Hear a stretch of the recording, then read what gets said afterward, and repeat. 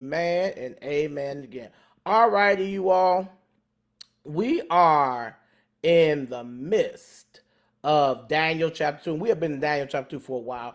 If you have not looked at the chapter has 49 verses.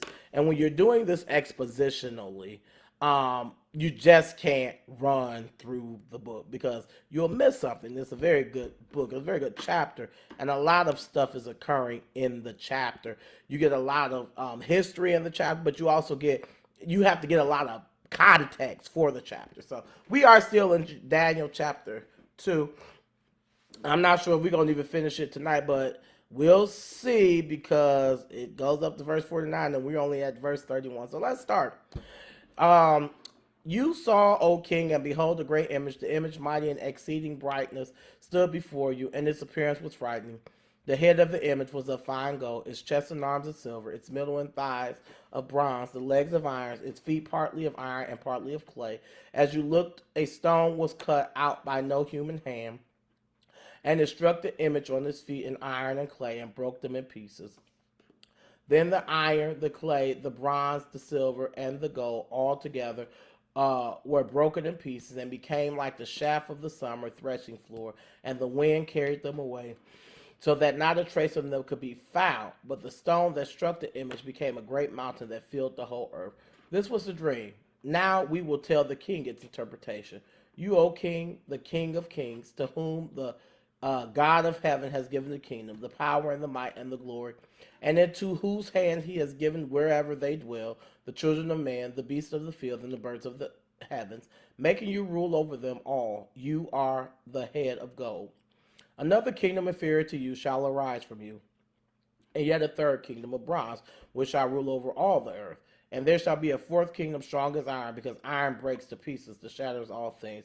And like iron that crushes, it shall break and crush all these. And as you saw the feet and the toes, partly of potter's clay and partly of iron, it shall be a divided kingdom, but some of the firmness of iron will be in it, just as you saw iron mixed with the soft clay. And as the toes of the feet were partly iron and partly clay, so the kingdom shall be partly strong and partly brittle. As you saw the iron mixed with the soft clay, so they will mix with one another in marriage, but they will not hold together, just as iron does not mix with clay. And in the days of those kings, the God of heaven will set up a kingdom that shall never be destroyed, nor shall the kingdom be left to another people. It shall break in pieces all these kingdoms and bring them to an end, and it shall stand forever. Just as you saw that a stone was cut from a mountain by no human hand, and that it broke into pieces the iron, the bronze, the clay, the silver, and the gold. A great God has made known to the king what shall be after this. After this, the dream is certain and his interpretations are sure. Alrighty, that's good. That's good. That's good. Let's start. So, if you don't have the backstory of Daniel, how we got to this point, I would really encourage you to go back and watch Bible studies from the last 4 weeks, Daniel 2, 1 through 30. You will get the backstory, you'll get the history, and you'll be caught up. So Daniel chapter 2, verse 31. You saw, O king, and behold the great image, the image mighty of exceeding brightness, and stood before you, and its appearance was frightening. So the king, the dream is being told in these moments. So it's an image, it's a mighty image, it's a bright image. It stood before Nebuchadnezzar, and it was scary. This is the interpretation. It was scary. This is what's happening. The head of the image was of fine gold. So there's a head of this image. The head of the image is of fine gold. Its chest and arms, so its torso area. Its chest and arms of silver. Its middle and thighs of bronze. Its legs of iron. Its feet partly of iron and partly of clay. So this image is made up of natural elements found in nature. So we have the mix, we have silver, natural element. We have gold. The head is made of gold. We have bronze, right? Three natural elements. These are the three things, the three elements that they give at the Olympics, right? They give gold, silver, and bronze, right? So it's made of that, but it's made of iron, right? It's made of iron and it's made of clay. Clay made of dirt, made of dust, made of some type of material mixed with water and hardens, right? So it's made of some of the hardest natural materials that's found in nature, and some man-made materials found in nature. All of these come together to make up this appearance of this frightening image that Nebuchadnezzar dreams about. As you look, the stone was cut out by no human hand, and it struck the image on its feet of iron and clay and broke them in pieces. So now we see that we see the images made, and then not only is that, there is a stone that has been cut not by human hands, right? The stone has been cut. The cut stone is not by human hands.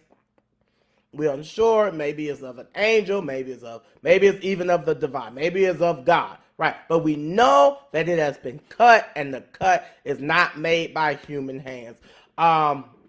If you ever seen any type of Mount Rushmore, that's a good example. Mount Rushmore, which is really a Native American sacred mountain, right? That America really colonized, and they decided that they were going to rename it Mount Rushmore, and they were going to implant within this sacred mountain the heads of former heads of state of the United States, right? In order to actually sculpt a mountain, especially in this day, right? In this day, this is before laser technology. This is before you have really cut of the line material to be able to cut through not cut through metal, but cut through rock, right? They took chisels, right? They took chisels, they took axes, and they literally chiseled away little by little. So whatever this stone is made out of, right? Whatever the stone is made out of, we don't know if it's too hard that it could not have been chiseled by human hands, or if it was regular and the divine cut it. What we know is human hands did not sculpt it. And that's important when we get down to the interpretation of what's happening in the text. As you looked at the stone was cut not by human hands, and it struck the image on its feet, and iron and clay, and broke them in pieces. So this image hit this other image that was scary. It hit the other image that was scary, and it broke it. Then the iron, the clay, the bronze, the silver, and the gold all together were broken in pieces and became like the shafts of the summer threshing floor, and the wind carried them away, so that not a trace of them could be found. But the stone that struck the image became a great mountain that filled the whole earth. All right, that's a lot. Let's break that down. That's a lot. The iron, the clay, the bronze, the silver, and the gold all together were broken into pieces. I want you to understand these are not only natural elements, but they are man-made elements. Clay is a man-made element. You make clay out of natural elements, but it's in its natural form is not made like that. So it has to be put together to be made, right? So these natural elements and these man-made elements are broken. Let's break down. So iron is ored in Africa. Iron is first ored in Africa, right? It's a natural element that is ored in Africa and is used in building. Iron, the scripture talks about iron sharpening iron. So the scripture uses iron in the figurative language as a metaphor. It uses it even as a simile, comparing it to things, right? So this iron is strong, right? When you represent something with iron, right? You're talking about something that is not easily broken, right? You're talking about something that is not easily forged, that's not easily able to be acquired, but is also not easily able to be destroyed. So this dream is talking about this image not made by man's hands, this other rock, not made by man's hand, being able to destroy the natural element of iron. And that is important when we look at how he interprets the dream, because the iron represents that which is strong, and that which is strong is going to be destroyed too. Clay again is a element, but it has to be made. It's a man-made element. You combine something to make. In its natural state, it's not clay. And broke them. Is not only clay, the bronze, the silver, the gold. All of these natural elements. Gold being the most precious of them all. You remember in the book of I want to say it's First Sam. It's either it's First Sam, first Second Sam. It talks about gold being so plenteous in Israel that silver was considered nothing. That's how during the reign of King David.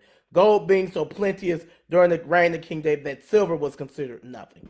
Right? So gold is the most precious of these natural elements that has been broken. It has been broken by who or by what? It's been broken by this being that was sculpted out of the rock, right? The sculpted out of the rock, and it being sculpted out of the rock, it was not sculpted by man. Saying it destroys these natural elements, which in and of themselves are precious, and they are hard to acquire as well as hard to destroy.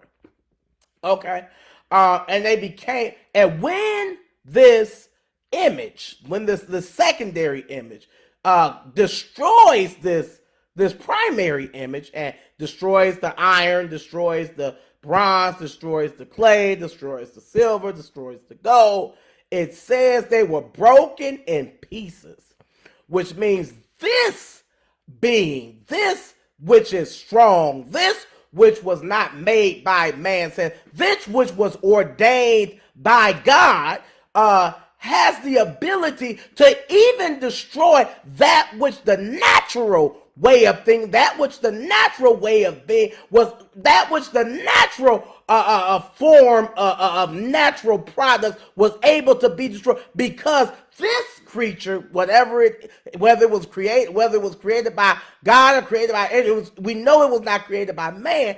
This creature was able to destroy natural elements.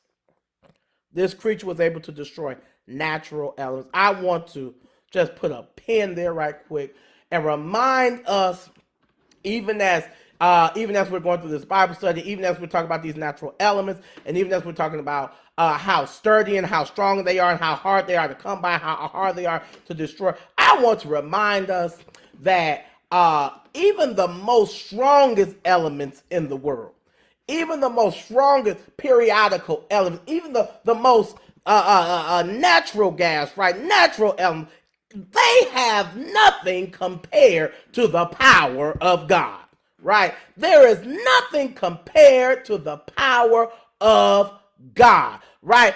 I believe it's in I want to say it's in Corinthians, and it says God takes the foolish things of this world and confounds those things, right? He said, and he makes those things which were foolish, he says he makes those things important, right? That's Stokes translation, but that's in essence what is being said.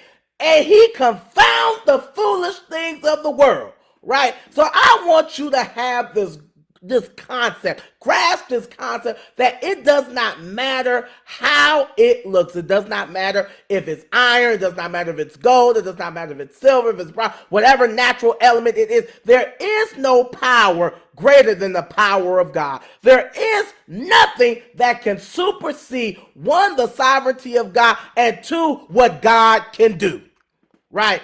Is there anything too hard for God? Is there anything that is what the angel asked Sarah. Is there anything too hard for God? And the answer is no. The answer is no. The answer is no. There is nothing too hard for God. And even these natural substances, right? These natural, the gold, right? The most precious of the natural elements, right? Silver, right next to gold. Bronze next to silver. Clay, right? Things which have been built, right? You build great pyramids with clay. You build great buildings with clay. Iron, that which is ored and wet, that which is considered to be the most stable of them all, right? They're all destroyed. And they're destroyed by a being that is not uh, this sculpture that has not been made by man's hands. This is a metaphor. And this metaphor is going to be flushed out even as he continues to explain what this means. So that not a trace, so it destroyed them. It broke them in pieces and became like the shaft, that which is carried away. Like it's like remnants of paint. When you're painting and you have to scrape the paint and you have paint chips, right? Shaft, the paint chips. That it's carried away. It's like nothing. That which is important. That which is, it represents, right, money, right? It represents money. It represents power. It represents progress, right? So the three P's, prosperity, power, and progress, are represented in the iron. That's your power. Your progress is the clay. That's what you build with. Then your prosperity is in your silver, your gold, and your bronze, right? So he's saying the power, the power, the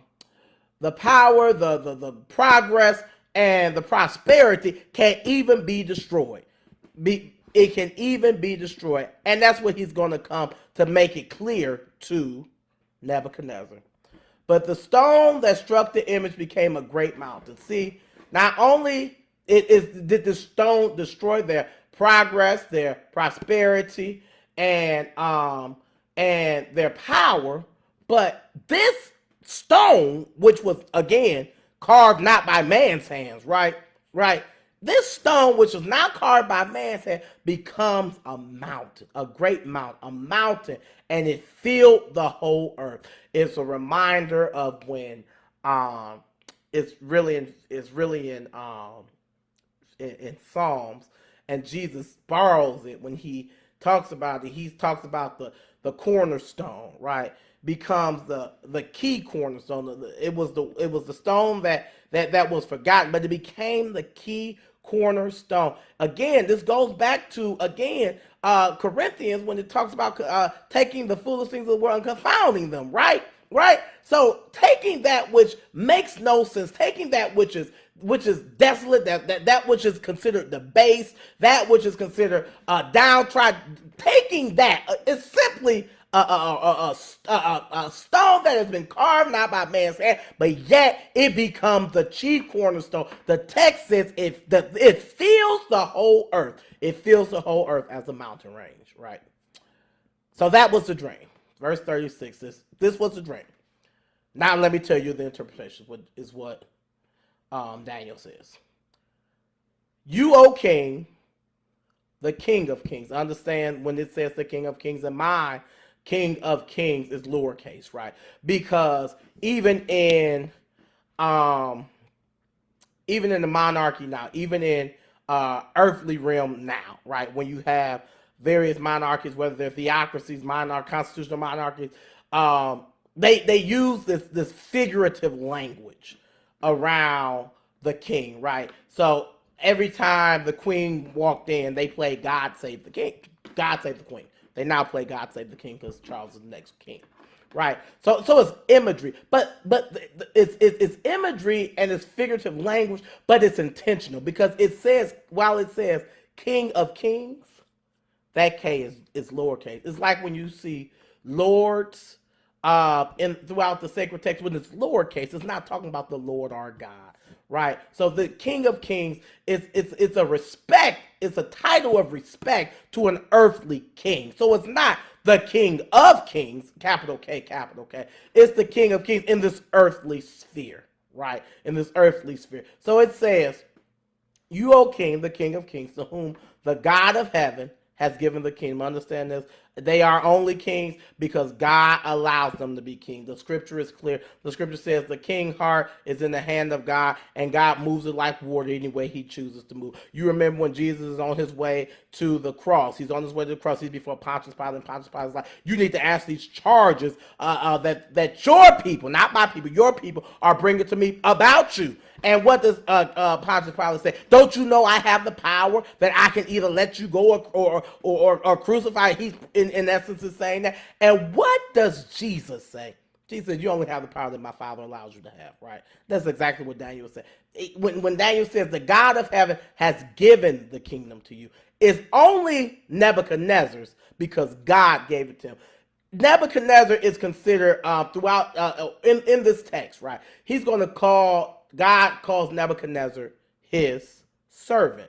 Right. Now, how can Nebuchadnezzar be God's servant when Nebuchadnezzar literally rides into Israel? Well, he does it, but he allows Nebuchadnezzar and rides into Israel, destroy Israel, burn down the temple, raises the walls, kills people, kills the men, kills the king, plucks out the king's eyes after he kills the king's children. How can God call this man his servant? He calls him his servant because God is using Nebuchadnezzar in the grand scheme, in the grand tapestry of the narrative of Israel to punish Israel for the very things that they had done. Right. And God can use our enemies and will use our enemies and will use them in his service. What? To not only chastise us, but to also bless us. Right? Because in as much as the chastisement, at the end, they are blessed in the end after going through all these trials and tribulations because of their own sinfulness. God does not forget about them. In the 70 years, God does show up, and God does allow them to go back to their land, and God does allow a new temple to be built. So the beauty of grace is that even though we mess up and we get in trouble, and even though we fall short, that even when we are received our own chickens coming home to roost and we have to deal with the consequence. The beauty of grace is we never deal with it, even as we in the full capacity in which God could allow us to deal with. You remember David when he says, we are consumed by thy anger, right? He said, don't let thy spirit depart from me, right? David recognized that even as bad as his sin was, and even as bad as he had been being chastised, right? It could have been worse. And God's grace, if it were not for God's grace, it would have been worse, right? So, he says, thou who art the King of kings and the king over this kingdom, because God allowed it to happen, right? The power, the God of heaven has given the kingdom, the power and the might and the glory. And into whose hand he has given wherever they dwell the children of men, the beasts of the field, the birds of the heavens, making you rule over them all. You are the head of gold. He gives them the first part of the interpretation. He says God allows you to be the king. Wherever he allows his children to go, the children of men to go, wherever he allows the beasts of the field to go, wherever the birds of the heaven, and he says he allows you to rule. God allows you to rule over them. And he says the symbol of gold as the head represents you, Nebuchadnezzar, as the king. The symbol of gold represents the king. Another kingdom inferior to you shall arise after you, and yet a third kingdom of bronze, which shall rule over all the earth. And there shall be a fourth kingdom, strong as iron, because iron breaks to pieces and shatters all things. And like iron that crushes it, shall break and crush all these things. Let's break that down. So we know that in the imagery, we know that the gold represents Nebuchadnezzar, represents the king of Babylon, right? Another kingdom inferior to you shall rise from you. So King Darius, the Medes, right? The Medians are going to arise. We're going to encounter the Medians very soon. The Medians are going to arise, and this is the history of it. The Medians, there is a lot of colonizing going on in this part of the world at this time, right? You have superpowers. Egypt is a superpower. That is why Jehoiakim tries to go down to tries to go down to Egypt, although God told them never to go back to Egypt. Jehoiakim tries to go down to Egypt and tries to make this pact with the Egyptians, tries to make this pact with the Pharaoh so that the Pharaoh could protect him and protect Israel from the soon coming Babylonians, right? So that's the first one. So superpowers. The first one is Egypt. Egypt is a superpower. The second one is the Assyrians. The Assyrians are going to ride in and going to destroy the northern kingdom. The Assyrians are a superpower. Assyrians are a superpower. The third superpower in this area right now, that in which we're talking, are the Babylonians. The Babylonians are a far east. Babylonians are Iraq area, some parts of Turkey, Iran area. That's where they're from. They're from northeast, right? So they are a superpower. So we know Assyrians. We know the Assyrians because the Assyrians are going to conquer um, northern Israel. We know Egypt. Egypt is below Israel. So Egypt is in northern Africa, right? Babylon ends up conquering Assyria. So the Babylonians conquer Assyria, so they colonize Assyria. Israel or Judah, north southern kingdom, makes a pact with Egypt, right? Babylon goes down and fights against the Egyptians. How dare you take away the tribute from Israel from me? And they conquered the Egyptians. And the Egyptians were like, Israel, y'all got to fight y'all own fight. We out of this. We done. Hey, we don't want these problems. Then Babylon ends up conquering Judah. Okay, so that's the conquering of what it is. So they're talking about these superpowers, right? So now he says in verse number 39, another kingdom inferior to you shall arise after you. They're talking about the Medes. Now here comes the Medes. The Medes are a smaller group of people. They don't have necessarily the superpower of a Babylon, right?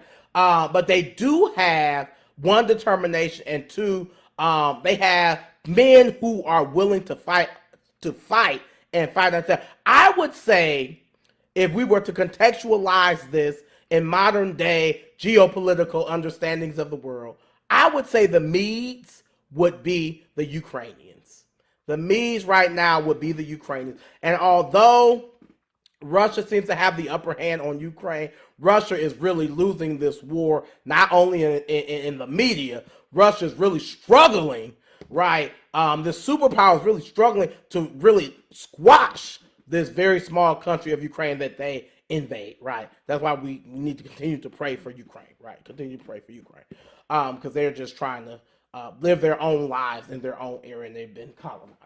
I would say that the Medes, in my mind, would be the Ukrainians, and Babylon would be who? The Russians in this current geopolitical sphere.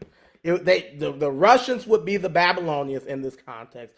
The Ukraine would be the Medes. The Medes, he's saying, the Medes are going to destroy who? The Russians. The Medes, are going to destroy the Babylonians. He says there is in verse number 39, there's going to rise a kingdom inferior to you. They don't have the power. They don't have the infrastructure. They don't even have the money. They don't have your 3 Ps. They don't have power. They don't have prosperity, and they don't have progress, but they're going to destroy you.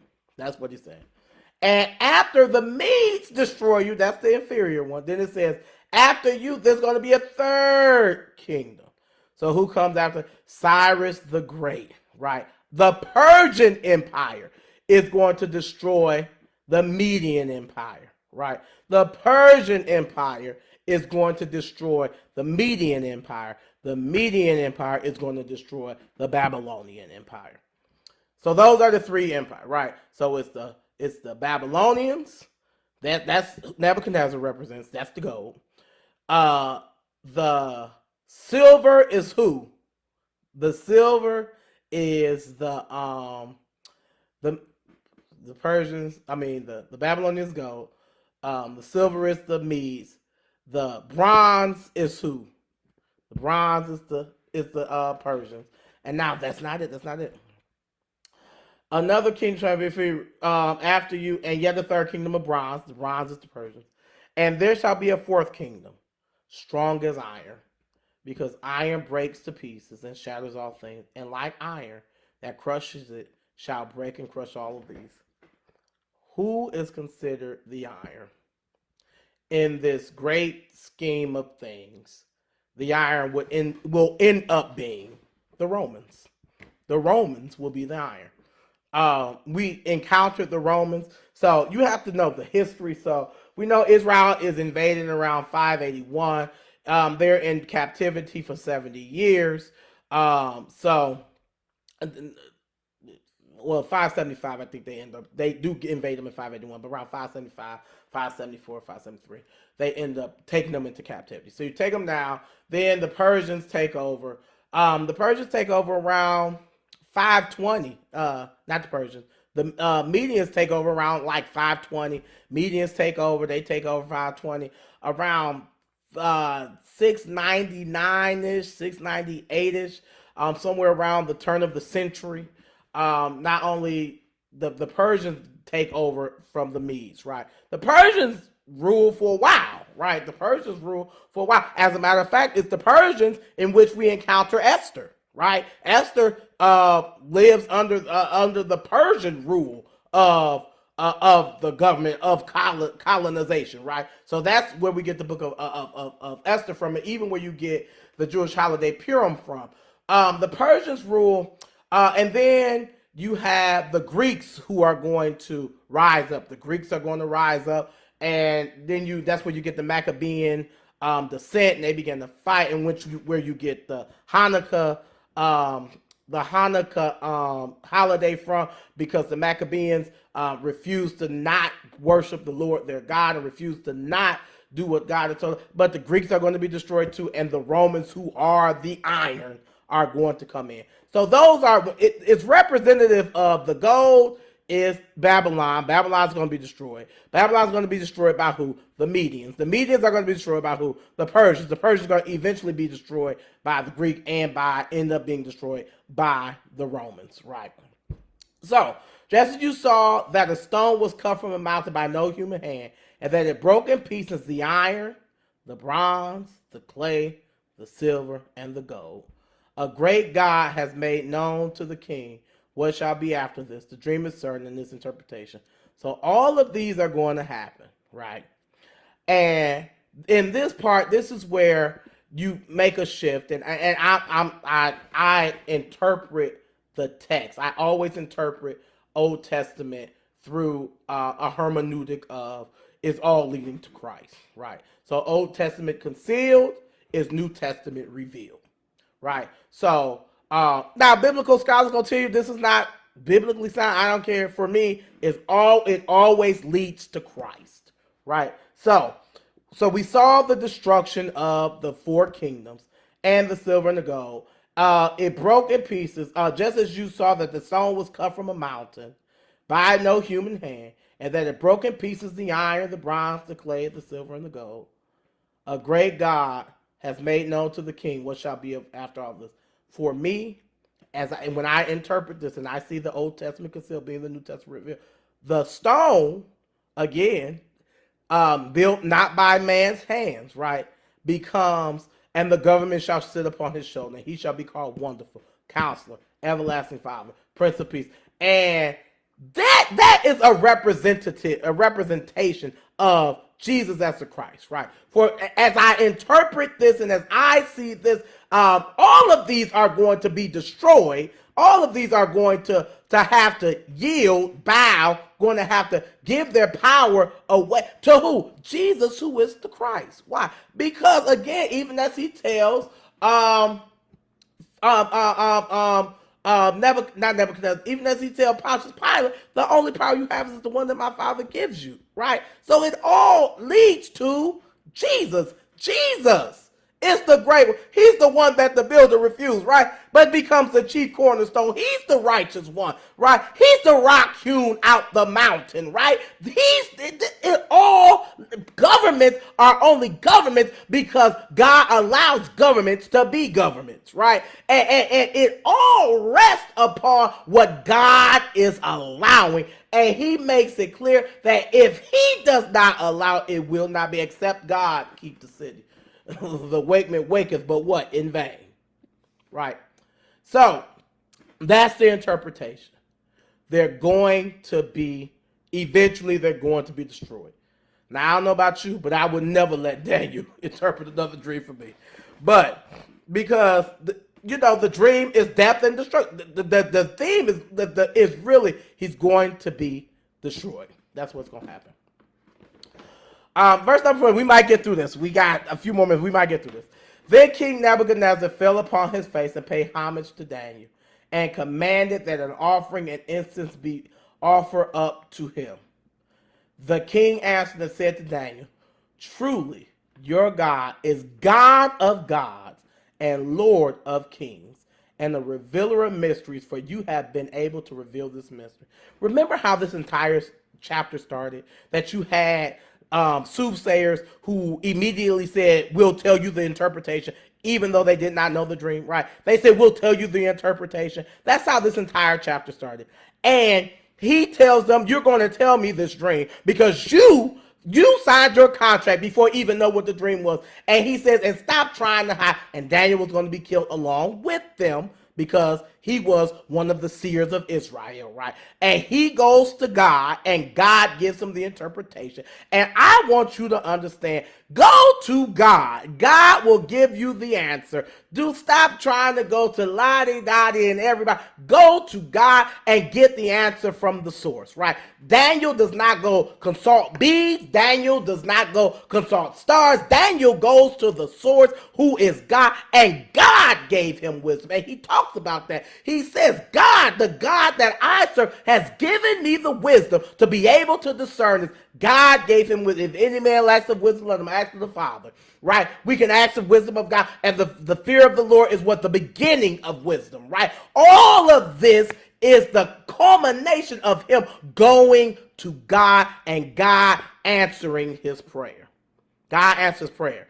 He goes to God, God answers prayer. And listen, I want you to understand, when you as a believer go to God, when you as a believer stand firm upon your faith and God shows up even as he continues to do in your life, when you as a believer do that and you do it boldly before unbelieving people, it happens right here in the text. The text says Nebuchadnezzar, who does not believe in any God, begins to what?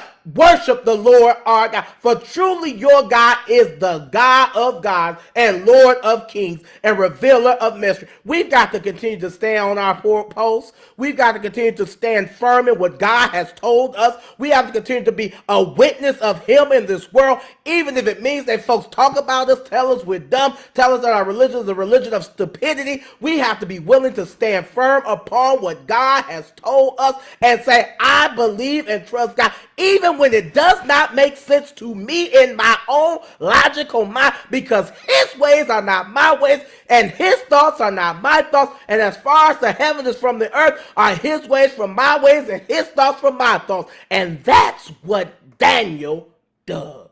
He says he stands firm on his relationship with God, and God shows up for him. And Nebuchadnezzar, an unbeliever, worships God because he sees the fruition of God's power in the life of Daniel, because it ended up blessing him. Truly your God is God of gods and Lord of kings, and the revealer of mysteries, for you have been able to reveal this mystery. And then here comes the blessing. Here comes another blessing. Then the king gave Daniel his high honors, many gifts, and made him ruler over the whole province of Babylon, chief perfect over all the wise men of Babylon. He got not only a new raise and a new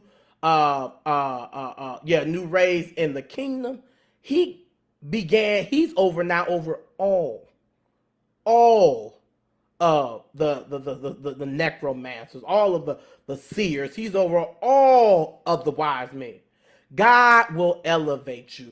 My sermon a few weeks ago at New Stars, your gift will make room for you. Daniel's gift made room for him because Daniel yielded his gift back to God.